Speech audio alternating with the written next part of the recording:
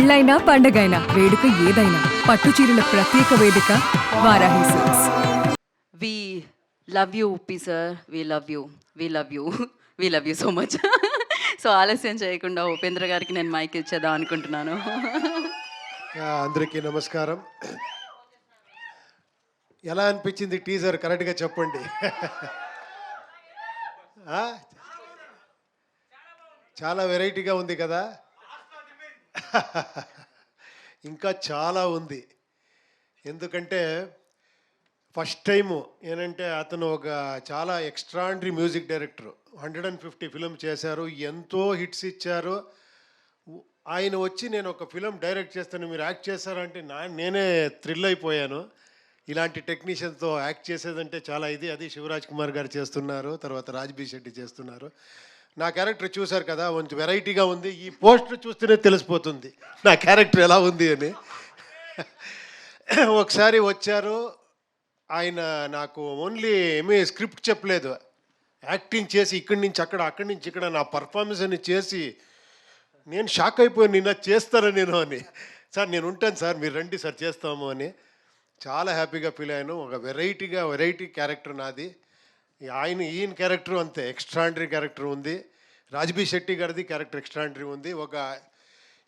ఒక fantasy philosophical, తర్వాత అన్ని ఎలివేషన్స్, కమర్షియల్ మాస్ ఎలిమెంట్స్ అన్నీ ఉండి ఒక వెరైటీగా సబ్జెక్ట్ చేశారు అర్జున్ గారు.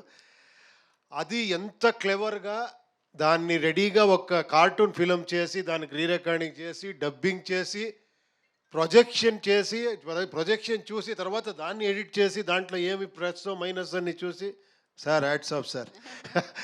డైరెక్టర్ నాకేమో చెప్తారో మిమ్మల్ని నుంచి నేర్చుకోవాలి మనము. We have to learn from you sir, really super.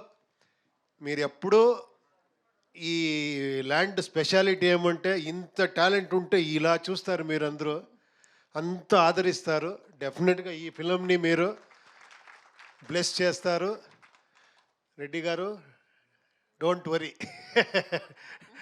డెఫినెట్గా వాళ్ళు మీకు ఎక్కువ బ్లెస్ చేస్తారు. డెఫినెట్గా ఈ ఫిలిం ఎక్స్ట్రాండరీ అవుతుంది నేను కోరుకుంటాను. Thank you very much. Thank you sir, thank you so much.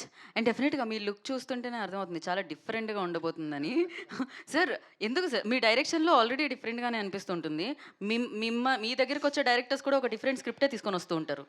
అదే తెలీదు, నేను కొంచెం ఇక్కడ వస్తాను, నన్ను మళ్ళీ పాత ఇమేజ్కి తీసుకొని నేను ఇంట్లో ఉంటాను. ఒకసారి వచ్చారు, సార్ మీకు మేకప్ టెస్ట్ కాస్ట్యూమ్ అని చూడాలని నన్ను చూశారు. నేను అప్పుడు రెడీ అవ్వలేదు. సార్ ఇదే నాకు కావాలా సార్ అన్నారు. నేను అలాగే వెళ్ళిపోయాను షూటింగ్కి. అది నా ఒరిజినల్ గెటప్. అయ్యా ఓకే, బట్ చాలా కూల్ సార్ అది. చాలా హాట్ కూడా యాక్చువల్లీ, ఆ రెడ్ కలర్లో కనిపిస్తుంది. Thank you so much. And నా